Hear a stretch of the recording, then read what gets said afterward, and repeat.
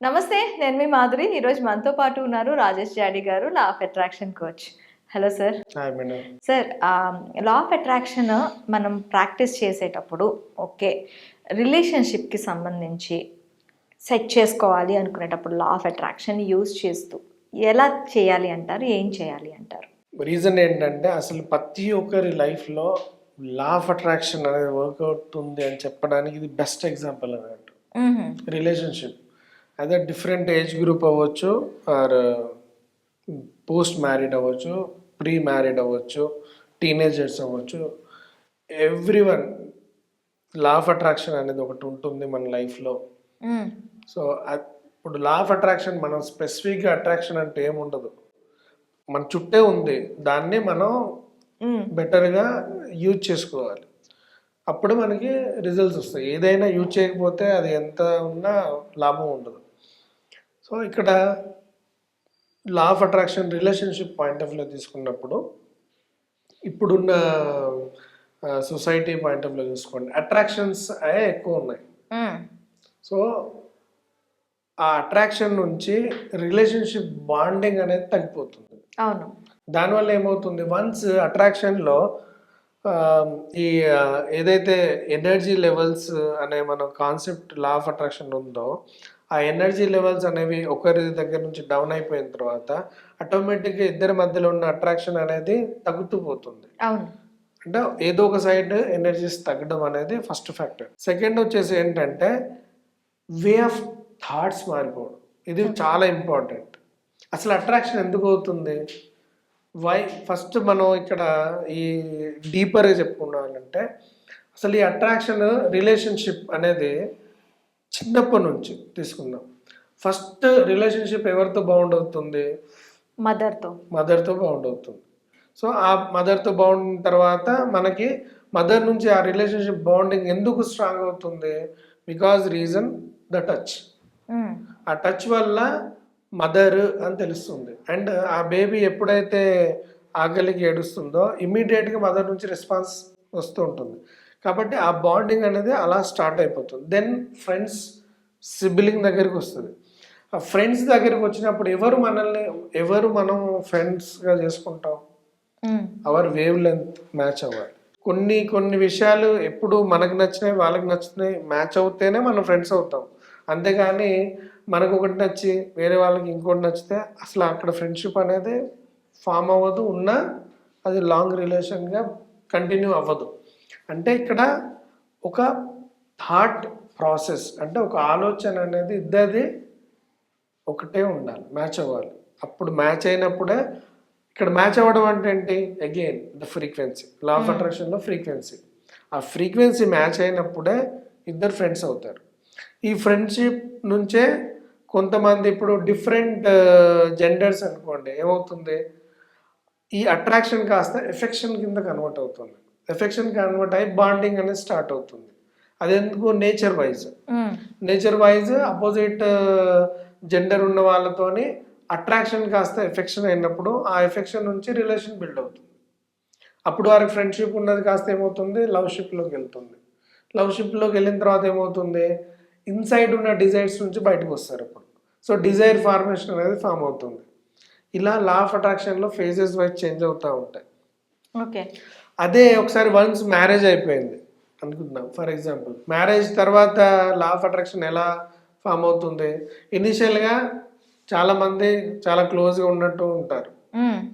కానీ రాను రాను ఏమవుతుంది, ఈ ఎఫెక్షన్ తగ్గిపోతూ ఎఫెక్షన్ తగ్గి తర్వాత స్లోగా అట్రాక్షన్ కూడా తగ్గుతూ ఉంటుంది. Because reason is again attraction two side in relationship. What is inside attraction, outside attraction. So కొంతమంది husband or wife only outside బ్యూటీని బట్టి అట్రాక్ట్ అయ్యే వాళ్ళు ఉంటారు. కొంతమంది అవుట్ సైడ్ బ్యూటీతో పాటు inside qualities, like qualities of attraction. Qualities nothing but thoughts.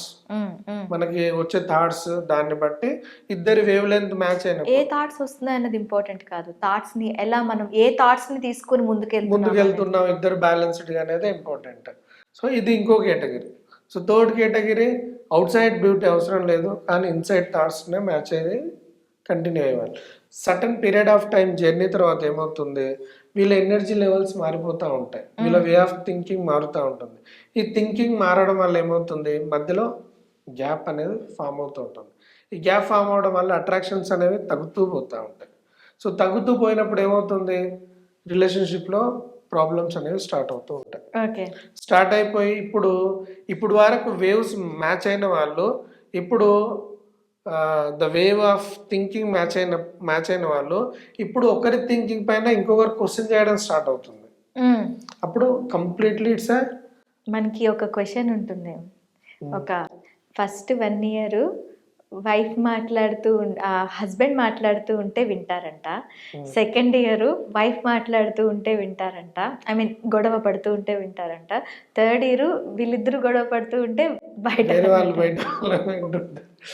Yeah సిచ్యువేషన్స్ని బట్టి అలా ఉంటారు. కొంతమంది గొడవ పడిన వాళ్ళు కూడా ఉంటారు. సో ఎప్పుడైతే థాట్స్ పైన క్వశ్చన్ చేయడం స్టార్ట్ అవుతుందో పీపుల్ విల్ ఫీల్ ఈగో. ఒకరిని క్వశ్చన్ చేయడంలో ఉన్నప్పుడు దాన్ని ఆ క్వశ్చన్ని పాజిటివ్లో తీసుకోకపోయేసరికి ఏమవుతుందంటే అది మళ్ళీ వేరే కాంప్లికేషన్స్ ఇష్యూస్ వచ్చి ఇద్దరి మధ్యలో గ్యాప్స్ అనేవి పెరుగుతూ ఉంటాయి. సో మరి ఇలా ఏదో ఒక ఎమోషన్ దీని లోపల ఉన్న సైకలాజికల్ ఫీలింగ్ అంటే ఎవరిని క్వశ్చన్ చేయరు. ఫస్ట్ బేసిక్ సైకలాజికల్గా యాజ్ ఎ సైకాలజిస్ట్ చెప్పేది ఏంటంటే either wife or husband question చేస్తున్నారంటే it's not a intention, it is emotional. Okay. అప్పుడున్న సిచ్యువేషన్కి థర్డ్ ప్రాసెస్ అనేది ఆలోచించడానికి టైం ఇవ్వకుండా ఆ ఎమోషన్ అనేది బయటకు వచ్చేస్తుంది. ఆ ఎమోషన్ బయటికి వచ్చేసినప్పుడు ఆ ఎమోషన్ అనేది అవతల పర్సన్ని హర్ట్ చేసింది అనుకోండి, ఆటోమేటిక్ అది క్వశ్చన్ కింద ఫామ్ అయిపోతుంది. సో కాబట్టి చాలా వరకు అవి ఎమోషన్స్, నాట్ ఇంటెన్షన్స్. అవి ఫస్ట్ పాయింట్ గుర్తుపెట్టుకోవాలి. Intention is different, emotion is different. ఈ ఎమోషన్ని ఆ తర్వాత కూల్ అయిపోయి కాంప్రమైజ్ అయిపోయి దాని ఇంటెన్సిటీని మనం తగ్గించవచ్చు. కానీ ఇంటెన్సివ్గా అంటే అది తగ్గించడం కష్టం. Because it is wantedly the questioning each other. Okay.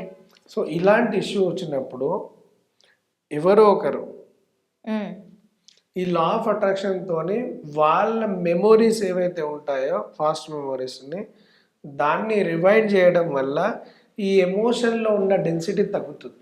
అంటే మీరు ఏం చెప్తున్నారు అంటే visualisation about past relationship. Past అంటే పాస్ట్ అంటే వాళ్ళ పాస్ట్, అదే వాళ్ళ పాస్ట్, వీళ్ళిద్దరు పాస్ట్ మళ్ళీ అయితే మళ్ళీ ప్రాబ్లం అవుతుంది. అప్పుడు ఇంకెక్కువ ప్రాబ్లం అవుతుంది. సో వీళ్ళిద్దరు కలిసి ఉన్న పాస్ట్లో హ్యాపీ మూమెంట్స్ ఏంటనేది ఎవరైనా హస్బెండ్ ఆర్ వైఫ్ ఎవరైతే రివైజ్ చేసుకుంటారో అప్పుడు వీళ్ళ ఎమోషనల్ క్వశ్చనింగ్ ప్యాటర్న్ ఏదైతే ఉందో అది ఆ ఇంటెన్సిటీ అనేది తగ్గుతూ వస్తుంది. తగ్గుతూ రావడం వల్ల నెక్స్ట్ టైం అలాంటి సిచ్యువేషన్ ఏర్పడ్డప్పుడు ఇమీడియట్గా అనేయకుండా ఒక సెకండ్ ఆగుతారు.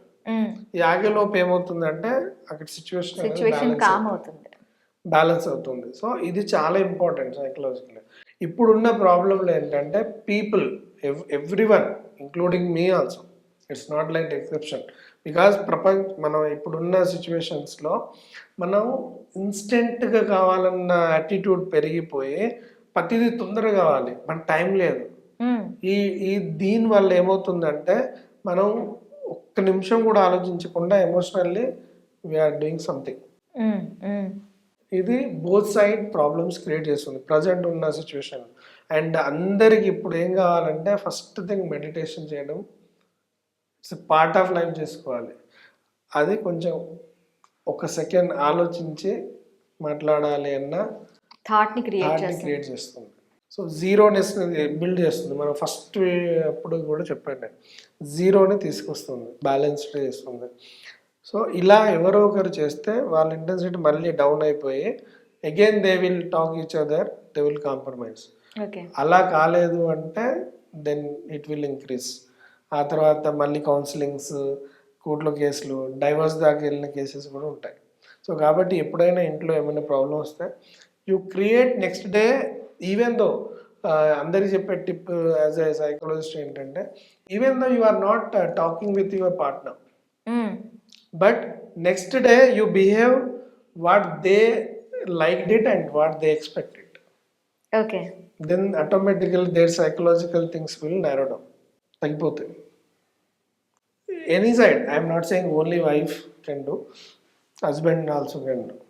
సో అప్పుడు ఏమవుతుందంటే ఇట్ ఈస్ ఏ గెస్చర్, అంటే అక్కడ మనం చేస్తున్న యాక్టివిటీసే ఆటోమేటిక్ వాళ్ళ మైండ్ని బ్యాలెన్స్ చేసి మళ్ళీ థింగ్స్ సార్ట్ అవుట్ అయిపోతాయి.